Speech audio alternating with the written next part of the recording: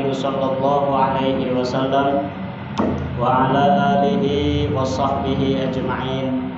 Allahumma aftah alaina bi futuhil arifin hikmataka wansur alaina khazain rahmatika bi rahmatika ya arhamar rahimin. Allahumma nawwir qulubana bi nuri hidayatika kama nawwartal arda bi nuri syamsika abadan abada. Allahumma anfa'na bima 'allamtana wa 'allimna ma yanfa'una wa zidna ilman bi rahmatika ya arhamar rahimin.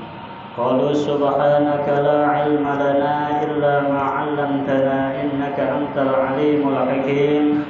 Rabbi shrah li sadri wa yassir li amri wahlul 'uqdatam min lisani yafqahu qawli. Rabbana innaka jami'un nasi li yaumin la raiba fihi innallaha la yukhliful mi'ad. Rabbana iftah bainana wa baina qaumina bil haqqi wa anta khairul fatihin walhamdulillahi rabbil alamin. Qala al-mu'allifu fi hadzal kitab rahimahullahu ta'ala wa nafa'ana bi 'ulumihi amin. Bismillahirrahmanirrahim. Wa fil khabari 'anin nabiyyi alaihi salatu wassalam annahu qala idza kana yaumul qiyamati yahsyurullahu qauman wujuhahum kal kawakibi fatakulu lahumul malaikatu ma a'malakum fayakuluna kunna idza sami'nal adhan kunna ila thahara wala nashtaghilu bi ghairihi wa qauman wujuhahum kal qamar fayuqalu lahum ma a'malakum wa yaqulu kunna natawaddau qabla al-adhan wa qauman wujuhahum kasyamsi fayaquluna ba'da su'al kunna nasma'un nidaa fil masajid. Yurratul wa'idin sadaqallahul azim. Para jamaah kaum muslimin rahimakumullah, pertama dan yang paling utama, marilah kita sama-sama panjatkan puja kali puji kehadirat Allah Rabbul Izzati, Zat yang telah melimpahkan rahmah dan berbagai aneka ragam nikmatnya kepada kita semua, terutama nikmat iman wal Islam serta nikmat sehat panjang umur. Sehingga alhamdulillah dengan nikmat tersebut kita dapat melaksanakan kewajiban kita, yaitu sholat maghrib secara berjamaah, dilanjutkan dengan kewajiban kita yang lain, yaitu thalabul ilmi. Mudah-mudahan tidaklah kita keluar dari tempat ini melainkan Allah hapuskan dosa-dosa kita. Amin ya rabbal alamin. Salawat wa salam yang makrunan bita'dim semoga senantiasa Allah curah limpahkan kepada baginda Rasulullah Muhammad sallallahu alaihi wasallam, kepada keluarganya, kepada sahabatnya, termasuk kita semua sebagai umatnya yang senantiasa istiqomah, berusaha dan berupaya menjalankan atas segala syariat-syariatnya. Para bapak hadirin kaum muslimin rahimakumullah, diceritakan dalam satu hadis bahwa baginda Rasulullah sallallahu alaihi wasallam pernah bersabda, "Idza kana yaumul qiyamah." Kata Nabi, apabila datang hari kiamat, yahsyurullahu qauman, Allah akan menggiring satu kaum, yang mana kaum itu wujuhahum kal kawakib. Wujuhahum, wajah mereka itu terang benderang, kal kawakib, bagaikan bintang. Wajah mereka itu terang bagaikan bintang. Akhirnya apa yang terjadi? Fatakul lahumul malaikat. Malaikat pada heran, ditanya sama malaikat, ma'akmalakum, wahai kaum, amalan apa yang kau kerjakan waktu di alam dunia sehingga wajahmu, rarahimu itu bisa terang seperti terangnya bintang? Akhirnya dijawab oleh kaum tersebut, fayaquluna kunna idza sami'nal adhan kunna ila thahara wal wudu. Amalan kita itu tidak banyak, hanya ketika kita mendengar adzan di musola, di masjid, kunna, kami langsung bergegas mengambil wudu, bergegas mengambil bersuci untuk apa? Untuk melaksanakan ibadah sholat. Nah, jadi orang yang ketika mendengar adzan dia bergegas langsung ambil cari peci, cari sarung, cari kokoknya, ambil wudhu. Insya Allah nanti di hari kiamat itu akan menjadi satu kaum tersebut yang mana nanti wajahnya akan terang bagaikan bintang. Cuma ganti katanya anjel kaos gitu aja. Ada Allahu Akbar tersantai Pak. Karena kayak ada nih ya ini tuh yang ketika mendengar suara adzan kunna ila shalah ila thaharah, dia bergegas sehingga badannya semua digerakkan ingin apa? Mengambil wudhu. Wala nastaqilu bi ghairihi, dia tidak tertenggul. Artinya dia tidak sibuk dengan urusan yang lain. Meskipun dia masih ada kerjaan, dia masih sibuk dengan kerjaannya yang lain. Bahkan masih ada urusan-urusan yang memang belum selesai. Dia nastagil, dia nggak peduli. Ada panggilan Allah, dia ambil wudhu, dia langsung melakukan sholat. Nah itu orang nanti di hari kiamat wajahnya itu akan terang bagaikan bintang. Itulah hebatnya Pak. Nah makanya di sini Nabi berarti diajarkan kita supaya bisa sholat waktan di ghairi waktin, tepat daripada waktunya, jangan ditunda-tunda. Nah memang ketika kita membahas tentang godaan itu Sayyidina Umar pernah berkata, inna dzurriyatash syaitan ay auladi iblis.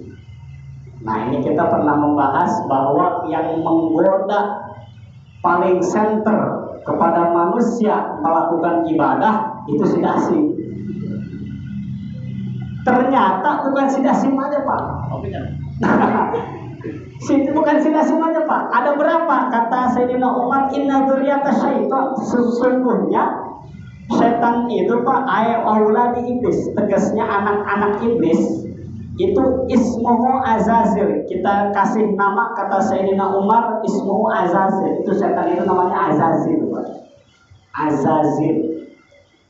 Nah yang mana setan si Azazil ini mempunyai anak berapa? Tis'atun, 9. Biji bagi banyak.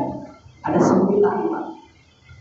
Siapa aja itu? Yang pertama Zalitun, yang kedua Wasin, yang ketiga Lakus, yang keempat Awan, yang kelima Habas, yang keenam Murrah, ketujuh Mastun, kedelapan Dasim, dan yang terakhir Walahan. Nah maka awas tuh kalau ada nama seperti itu mending gantilah nama iblis itu Pak. Ada nggak itu? Hapas ada tuh nama zaman anak sekarang kan harus jaga tuh. Nanya itu kak Ustadz, beri nama sak enaknya baik. Hapas itu. Gak gampang hapas. Orang mengarang anak iblis ya kan? Hapas.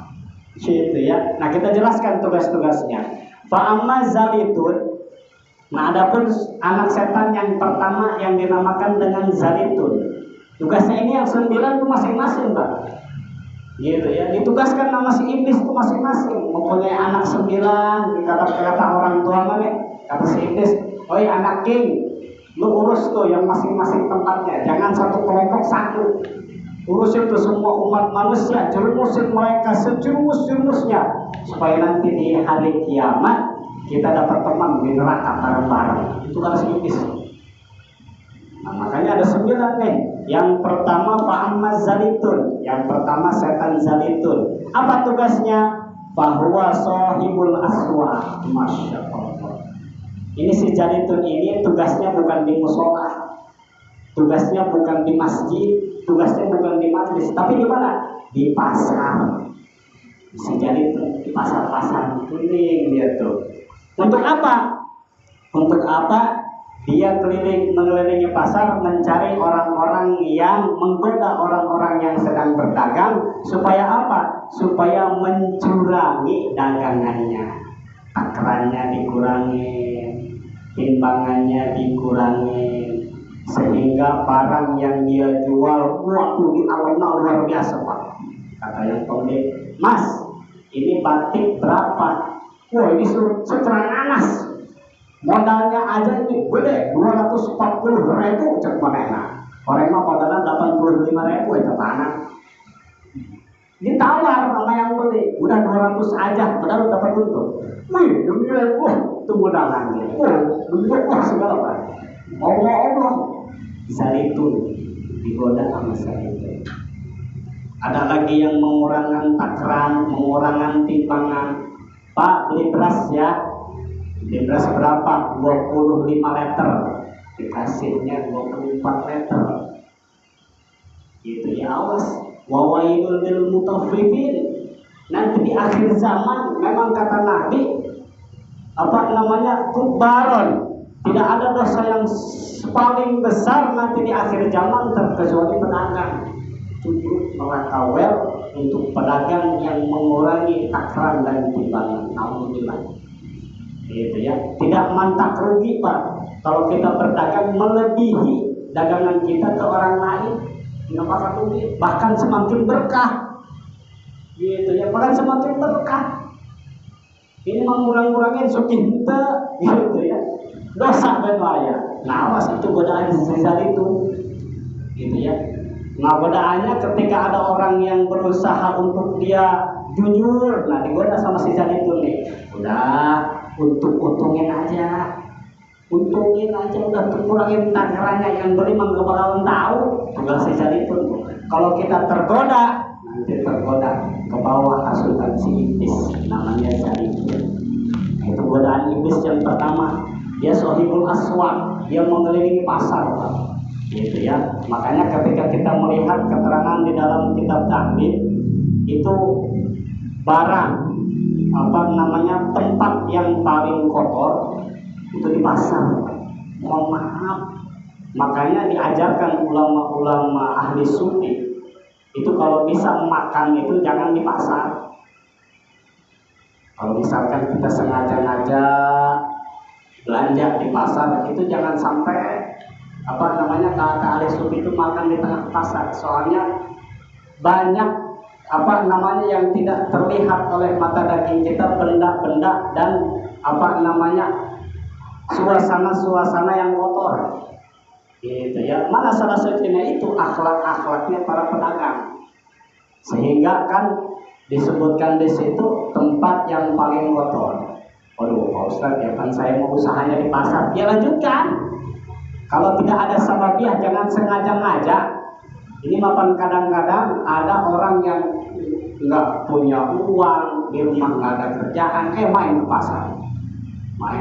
Pulang, keliling, pegawaian. Sehingga pedagang pindang, ada tukang pindang. Seberapa ini Pak? Berapa ini Pak? Bolak-balik sampai copot ke hulunya. Ditawar, beli hentok. Nah itu yang nggak boleh. Sengaja main, kecuali ada tujuan. Inilah kembali. Jadi zaitun itu anak pertamanya si Ajazil yang tugasnya di pasar. Wa amma wasin fahuwa sahibul musibah. Nah yang kedua yaitu wasin. Wasin ini tugasnya mencari orang yang sedang terkena musibah. Yang sedang terkena musibahnya. Udah langsung sama si wasin. Untuk apa? Supaya asyah walatomul hudud.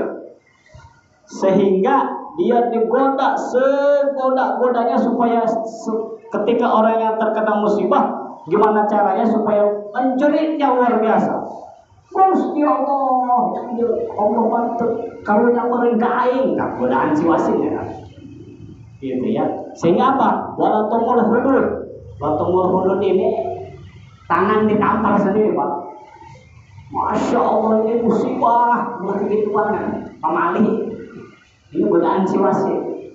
Kalau kita sedang kena musibah, cukup mengucap inna lillahi wa inna ilaihi raji'un. Nangis boleh, manusiawi. Nangis boleh, tapi jangan sampai berlebihan, sampai siah berlebihan. Nangis menjadi lain sebagainya. Nah, awas. Bahkan kan di keterangan yang lain dijelaskan ketika ada orang tua keluarga kita yang meninggal, kita nangis menjerit luar biasa, itu sampai terdengar Pak sama jenazah itu bakal jadi disiksa oleh jenazah tersebut karena tangisan, karena cerita gitu Pak. Gitu ya.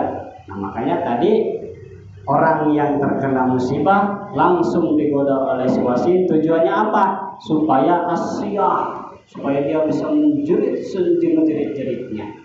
Nah makanya ketika orang yang sedang terkena musibah cukup mengucapkan innalillahi wa inna ilaihi raji'un, pasrahkan, tawakal, ambil hikmahnya Pak. Gitu ya. Apapun itu musibah, baik musibah di diri kita, di lingkungan kita, cukup gitu ya. Jangan sampai merobek-robek baju, kadang-kadang ada ya, robek-robek baju, nampar pipi, bahkan masya Allah, nggak terkontrol namanya. Gitu ya, awas itu godaan si wasit.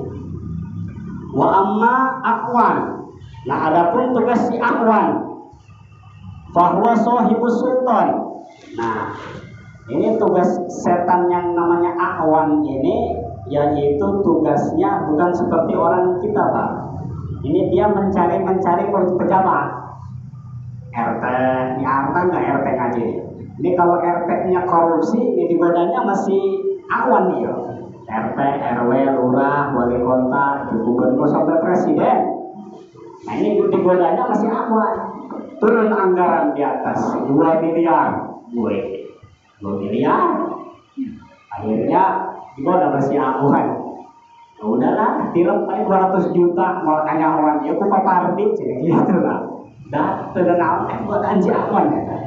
Masya Allah, gitu ya. Ada tugas masing-masing. Wa amma hafaz.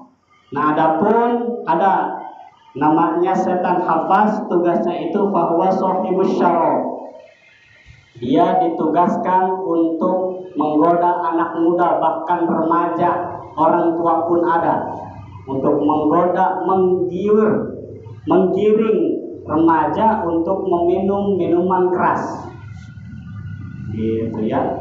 Dilihatnya itu topi miring, cium dan lain sebagainya, tertarik. Nah sehingga dia terjerumus dalam lembah kemabukan. Nah itu digoda sama si hafaz. Gitu ya, digoda sama si setan hafaz tuh. Wa amma murah bahwa sahibul mazamir. Nah adapun setan yang namanya murah itu yaitu bahwa sahibul mazamir. Mazamir ini Pak umum, ditiup bunyi trompet, suling, ya itulah semacam-macam itu yang ditiup sama kita, ditiup dengan angin mulut kita, itu bisa bunyi apapun itu, mau suling, trompet, tomet ya, bentar lagi tahun baru nih, itu si murah keliling Pak. Ayo kita mau cek, mau trompet, mau lomba aja gitu lah. Kebetulan si murah gitu ya. Trompet mazamir, gitu ya. Nah, wa amma lakus fahuwa sahibul majusi. Nah, kalau lakus ini tugasnya untuk menggoda kafir-kafir majusi supaya apa? Supaya dia tidak masuk Islam, menghalangi hidayah Allah. Gitu ya. Wa ammal masud bahwa sahibul akhbar. Nah yang namanya masud bahwa sahibul akhbar. Nah ini akhbar di sini luas.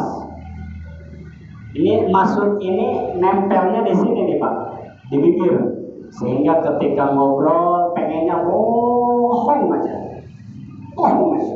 gitu ya. Padahal ceritaannya ini orang nemu ular segede kelingking, jadi sama orang lain. Wih mana? Mana dulu orang sudah ping ya, wah, mau besar-besarkan cerita. Nah ini tugasnya si masud. Nah bahkan dalam satu riwayat ini masud ini bukan hanya penyebar kebohongan, tapi menyebar langsung di dalam lingkungan rumah tangga, di dalam lingkungan rumah tangganya, sehingga suami istri berbohong, sehingga ayah kepada anak berbohong, anak kepada ayah bohong, itu yang ditugaskan, yaitu setan yang namanya masuk. Nah makanya diajarkan kita hadasa kadzdzaba, jangan jadi orang munafik, jujur apa adanya aja, gitu ya. Kalau dapat milik 100.000, 100.000, kalau dapat 200.000, 200.000 hilang. Nah makanya kalau ada suami yang hasilnya penghasilan sehari dapat 200.000, bilangnya ke istri 100.000, nah itu digoda pasti masuk gitu kan. Menang 100.000 doang neng gitu. Oh nggak apa-apa lah, istri udah percaya, orang mah cepet di kantongan gitu ya. Nah harusnya gimana? Dapat 200.000 cuman cepet ini buat abang aja ya, takut beli rokok apa, kayak terukol ya, jujur apa adanya, nggak terkena godaan si setan masuk. Nah wa amad dasim bahwa sahibul buyut. Nah adapun setan dasim itu menggoda di tiap-tiap rumah, di tiap-tiap rumah tapanan. Itu di tiap-tiap rumah ada si dasim itu. Gimana dia cara menggodanya? Ketika di dalam rumah, apa namanya, di masing-masing orang yang pengisi rumah tersebut, apa namanya, gimana caranya supaya condongnya ke kafir majusi, sehingga tersiratlah di dalam pikirannya, kalau di sini ditempelin apa namanya foto apa namanya yang tidak patut, tidak disuruh oleh agama ditempel. Kalau di tempat sini ditempatin patung mah enak ya. Nah itu si dasim ya kan, godaan si dasim gitu ya. Makanya di dalam keterangan kitab Ta'lim Ilmu Ta'lim, tidak boleh di dalam satu rumah menempatkan 1, 2 apa namanya yang berbentuk patung, apalagi sampai melebihi manusia. Sama boneka juga Pak, boneka sekarang ada besar tuh, bahkan ada yang segede manusia, lebih gede. Nah itu nggak boleh Pak, menghalang-halangi malaikat rahmat turun ke rumah kita. Nanti malaikat rahmat takut dia boneka segede gaban gitu Pak, gitu ya, nggak mau turun nanti ke rumah kita tuh, gitu tak. Jadi kalau mau hiasan-hiasan boneka itu cukuplah yang kecil, jangan yang besar-besar, dan itu dilarang. Takutnya malaikat rahmat itu yang harusnya menurunkan rahmat ke rumah kita nggak jadi ke rumah kita gara-gara ada perkara yang membuatnya tidak mau nempel ke rumah kita. Mana lagi ada hewan yang najis mugolado, mana itu anjing, babi. Nah, itu kalau ada di rumah kita, malaikat rahmat nggak mau mampir, gitu ya, nggak mau mampir. Adapun kalau misalkan seperti ayam, burung, selama kotorannya tidak nempel ke pelataran rumah kita, itu bukannya dilarang Pak, tapi menghalangi doa kita itu dijabah. Karena ada di sekitar kita itu najis. Umpamanya kita melihara ayam Pak, nggak ada tempat di belakang, nggak ada tempat, anehnya di pelataran rumah, di depan rumah sekali. Mending dikandangin Pak, nggak dikandangin Pak, dibebasin aja sehingga tai ayamnya itu berceceran di depan rumah. Kalau nggak rajin dibersih-bersihin, itu apa namanya bisa menghalangi apa? Doa kita itu ditunda Pak. Mau kita doa selama apapun itu di rumah kita jauh. Soalnya kapan masih ada najis, meskipun memang derajatnya najis mutawasito. Tapi itu menurut kitab Ta'lim menghalangi ijabahnya doa kita. Mending kalau pengisi rumahnya rada rajin, setiap jam melihat pelataran rumah ada tai ayam dikusut, mending itu Pak. Coba kalau pengisi rumahnya yang nggak rajin, nggak tai ayam semuanya baik, gitu ya. Makanya ada perkara yang mewarisi kefakiran, salah satunya menunda-nunda membersihkan wadah, menunda-nunda menyapu rumah, menunda-nunda membersihkan di setiap penjuru rumah. Itu bisa menghalangi apa namanya rizki datang ke kita Pak, gitu ya.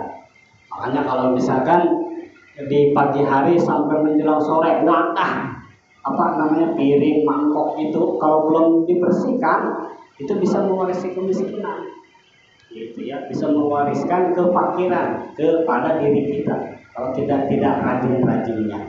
Inilah kembali Jadi tugasnya si dasim bahwa sahibul buyut. Wa amma walhan yang terakhir yaitu walhan bahwa yuwaswisu fil wudu was shalah wal ibadah. Wa amma yuwaswisu fis sholati wa ismuhu khanzab. Nah, adapun si si walhan ini yang bungsu, namanya bungsu, dia tidak bisa menugaskan sendirian untuk orang-orang yang sholat, ada derajatnya. Kalau si walhan ini tingkatannya masih tingkatan orang yang wudunya masih asal-asalan, digodanya sama si walhan bro. Tapi kalau misalkan sama si walhannya udah nggak kegoda, dasim bro. Oh, dasim banget.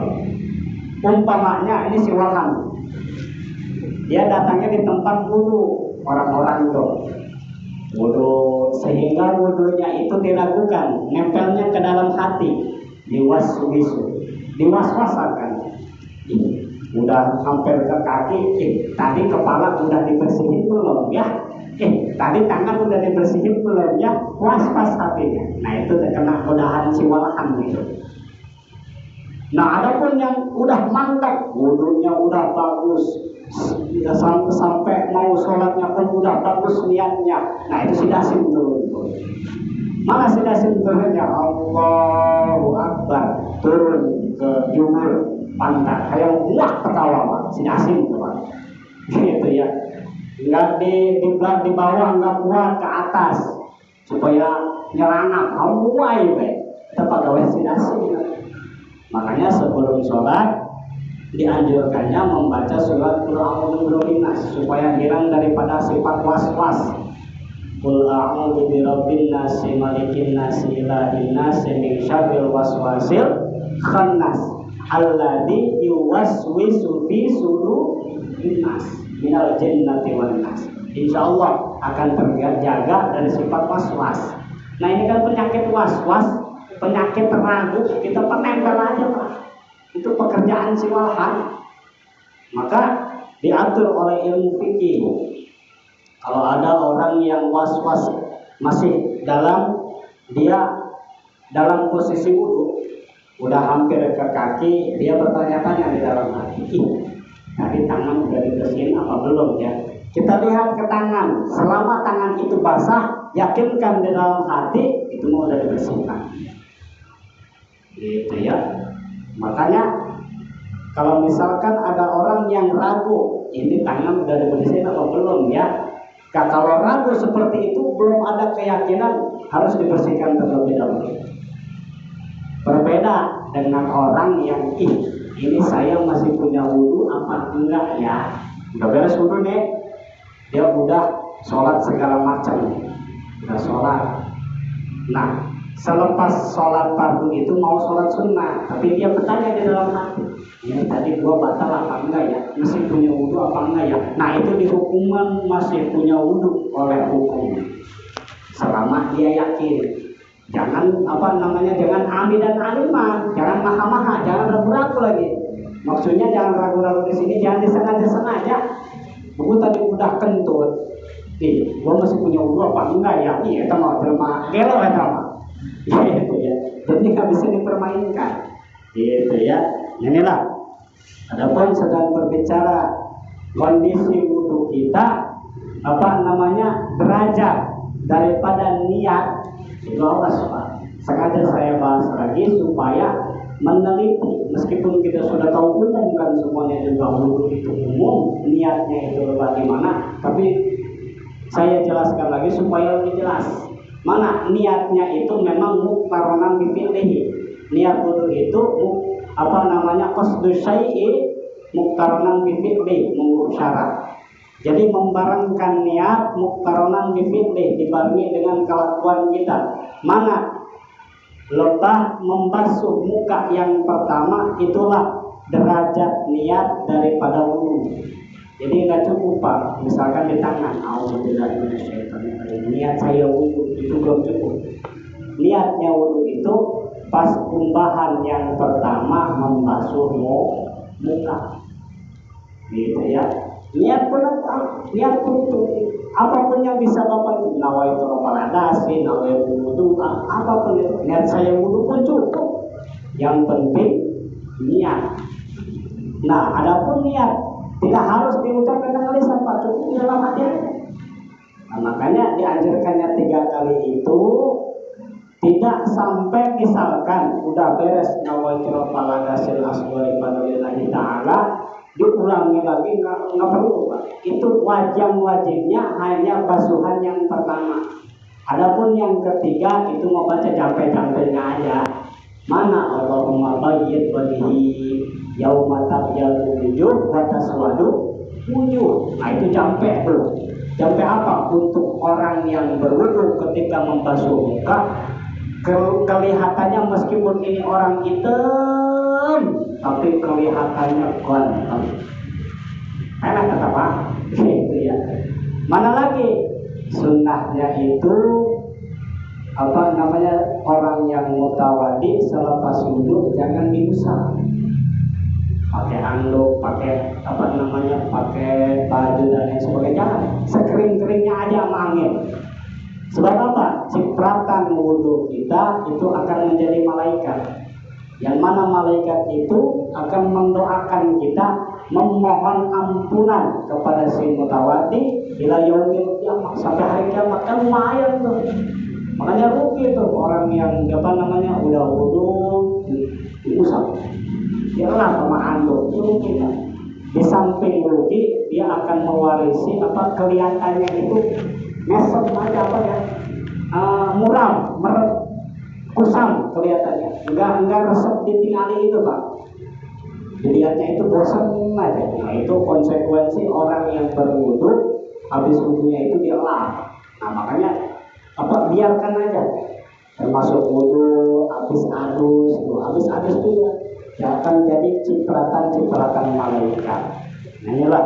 Jadi kembali untuk setan yang nomor terakhir walahan, itu dia menggoda orang-orang yang supaya was-was ketika wudu, melakukan sholat dan ibadah-ibadah yang lain. Wa amma yuwaswisu fis sholati wa ismuhu khanzab.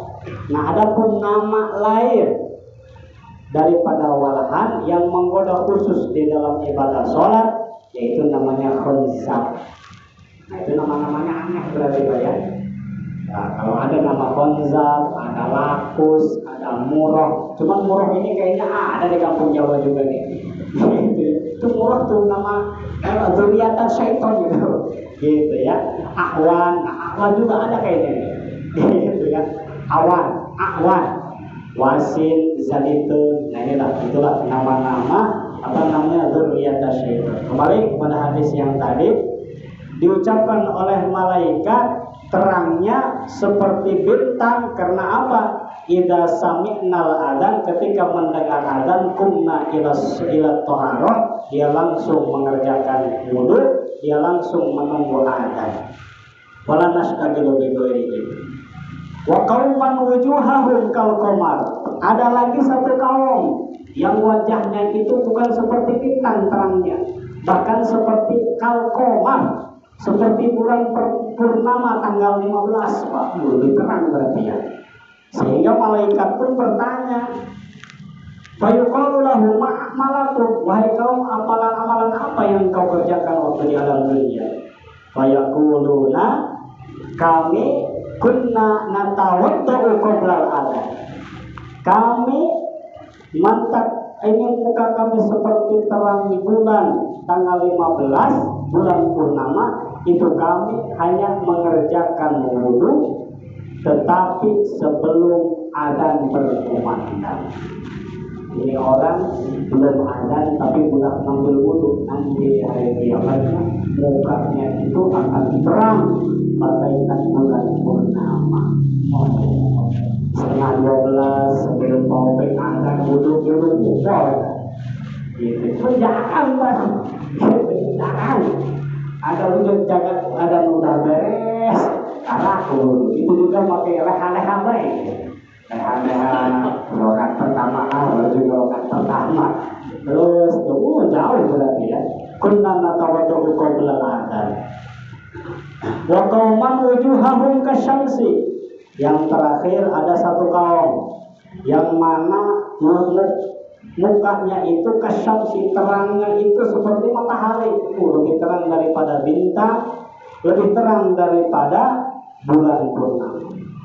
Fayaquluna ba'da su'al, ditanya seperti pertanyaan-pertanyaan yang tadi.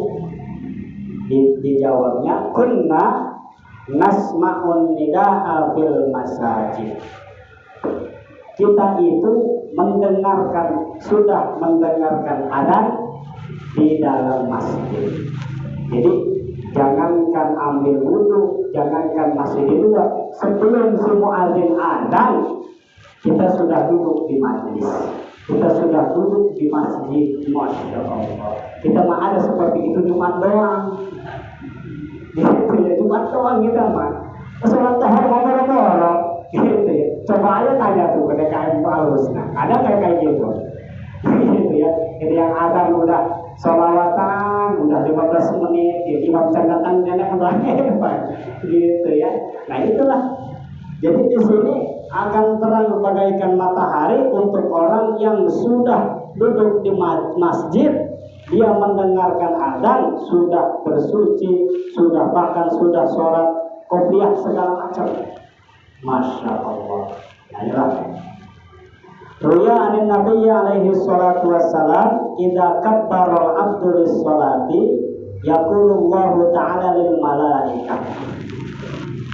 Apabila seorang hamba takbir untuk apa? Takbir lis-salati, melakukan ibadah sholat. Artinya sedang takbiratul ihram. Lalu yaqulullah, maka Allah Subhanahu wa ta'ala berfirman kepada malaikat, berkata kepada malaikat, irfa'u, wahai malaikat, dzunuba abdi, wahai malaikat, engkau angkatkan dosa-dosa hamba tutup. Siapa tutup? Jamaah al-husna yang tadi sedang berjamaah sholat maghrib, diangkat dosa-dosanya. An raqabatihi hatta ya'budani tahiran, sehingga dia menyembah kepadaku dalam keadaan suci. Itu orang-orang yang sedang takbir Allahu Akbar, itu dosa-dosanya semua diampuni sama Allah. Masya Allah. Inilah fatakhudal malaikat dzunuba kullaha, maka malaikat melaksanakan perintah Allah tersebut. Diangkatlah dosa-dosanya, seluruh dosa-dosa. Fa idza faraghal afwa qad ghafartu khotoyahu, maka sehingga itu hamba sudah beres daripada sholatnya, al-afwa taqulul malaikatu ya rabbana ana'iduha alaihi, sehingga setelah selesai daripada sholatnya malaikat pun berkata, ya rabbana, wahai pangeran kita, ana'iduha, apakah itu hamba yang sedang melakukan ibadah sholat, yang sudah melakukan ibadah sholat itu dosa-dosanya dibalikin lagi apa enggak? Itu kata malaikat. Kan tadi pas takbiratul ihram seluruh dosanya diampuni Pak, dihapuskan seluruh dosa-dosanya. Sehingga sesudah urut salam malaikat bertanya, wahai ya Allah, apakah ini dosa-dosa yang bertumpuk itu hamba yang tadi melakukan sholat dibalikin lagi nama itu orang? Bagaimana jawaban Allah? Wa yaqulullahu ta'ala, ya malaikati la yaliku bi karamati illal afwa qad ghafartu khotoyahu. Wahai malaikat, tidak layak seorang hamba dengan kemuliaanku dan dengan keagunganku terkecuali mereka mendapat ampunan, mereka dapat ampunan daripada kesalahan-kesalahannya. Masya Allah. Itulah keuntungannya orang yang sholat daripada tepat waktu, mengikuti imam, menemukan takbiratul imam, itu dosa-dosanya sedang diampuni oleh Allah.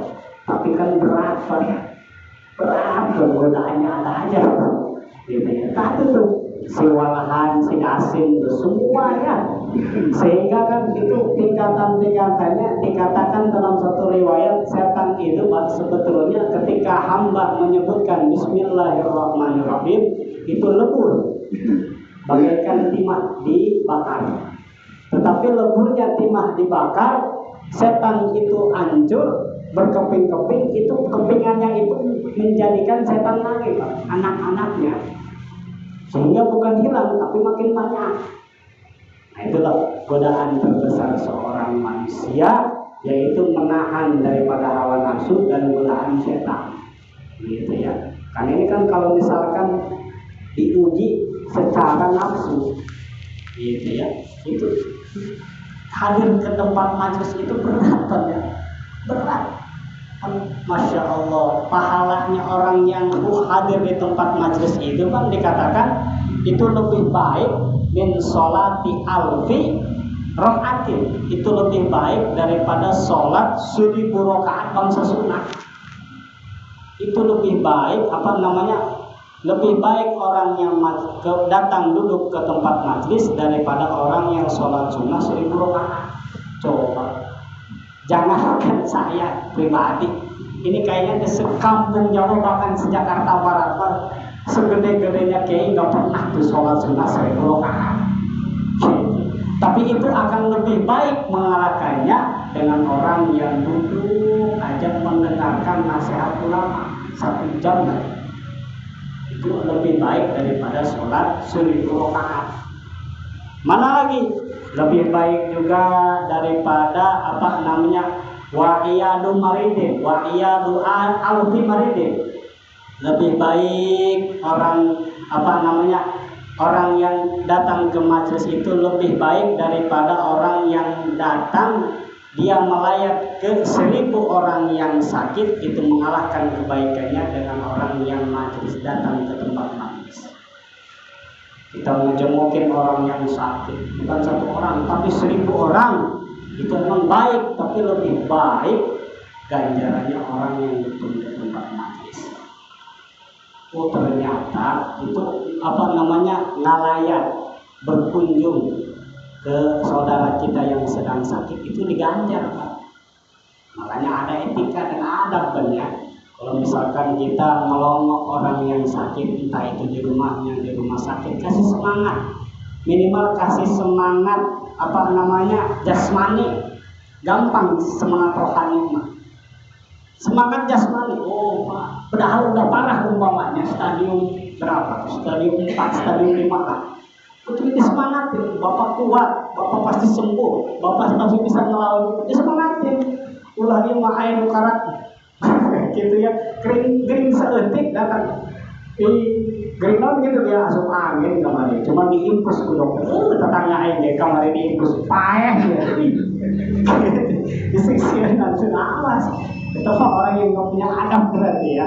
Nah inilah, jadi akan lebih baik orang yang datang ke tempat majelis daripada orang yang melayani 1000 orang sakit.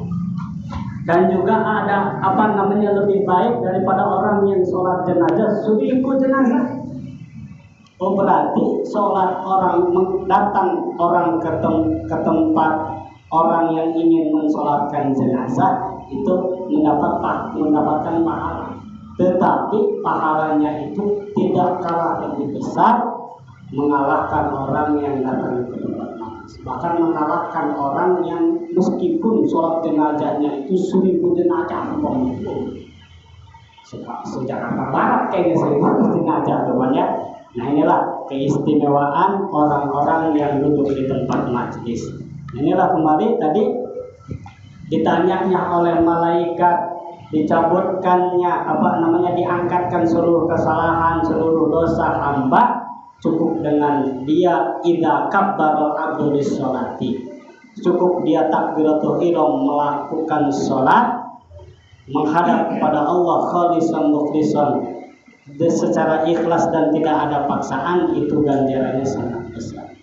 Innallaha ta'ala yahsyuru masajidad dunya yaumal qiyamati ka'annaha buhtun baibun. Nah, dikatakan sesungguhnya Allah Subhanahu wa taala mengumpulkan di setiap-tiap masjid dunia itu yaumal qiyamati Itu nanti di hari kiamat tempat-tempat berjamaah, masjid, musola, itu nanti di hari kiamat bukan berbentuk masjid, tapi apa? Buhtun. Buhtun itu onta, hewan kurban. Kita katakanlah onta. Sehingga onta itu berwarna putih. Qawaimuha minal imbar. Sehingga yang onta ini kedua kakinya itu minal imbari, itu daripada imbar. Imbar itu ibarat orang yang paling depan. Apa? Mimbar berarti ya. Wa a'naquha minaz za'faron. Pundaknya itu terbuat daripada minyak za'faron. Masya Allah. Wa ru'usuha, kepalanya onta itu yang tadinya masjid dunia minal miski, itu lebih wangi, itu berbentuknya, itu wanginya itu seperti minyak misk. Wa adaniha minaz zabarjadil akhdar. Adapun kupingnya itu onta minaz zabarjadil akhdar, itu bagaikan mutiara yang berwarna akhdar. Akhdar itu ada yang berwarna hijau, ada yang berwarna merah. Bagus kan ya? Mutiara warna hijau, warna merah, bayangkan. Cincin aja Pak, kalau merah disebutnya merah. Ini apalagi mutiara. Nah ini si masjid yang berbentuk onta ini kupingnya daripada mutiara. Sehingga wal mu'adzanuna yaqudunaha. Nah sehingga orang yang gemar adzan di tempat masjid, di tempat musola itu akan nuntun, menggiring onta tersebut. Nah itu orang-orang yang suka adzan tuh digiring. Kalau di sini opik yang suka adzan digiring sama opik tuh. Gitu. Tapi kalau rajin, kalau nggak rajin mah tek aja ya Pak. Gitu ya. Siapa lagi? Wal a'immatu yasukunaha.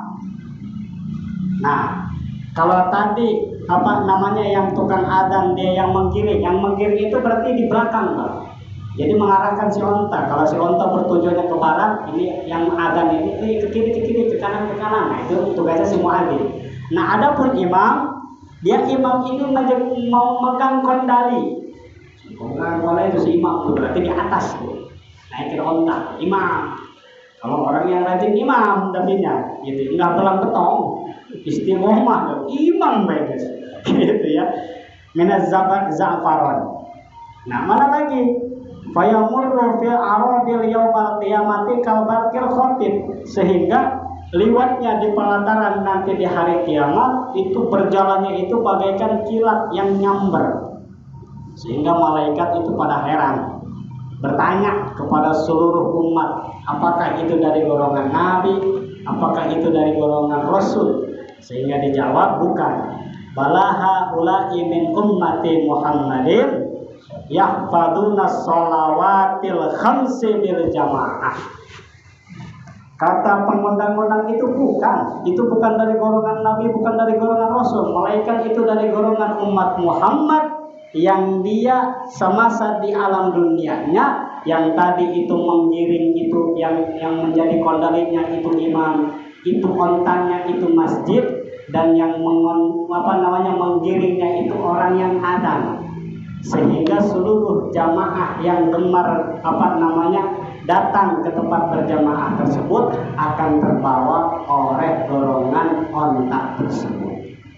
Mudah-mudahan kita semua termasuk dalam golongan tersebut. Mudah-mudahan kita semua dipanjangkan umur oleh Allah, diberikan keistiqomahan sehingga kita selamat di dunia, selamat di akhirat. Ibarakati umur kita Al-Fatihah. Bismillahirrahmanirrahim. Alhamdulillahirabbil alamin arrahmanirrahim maliki yaumiddin. Iyyaka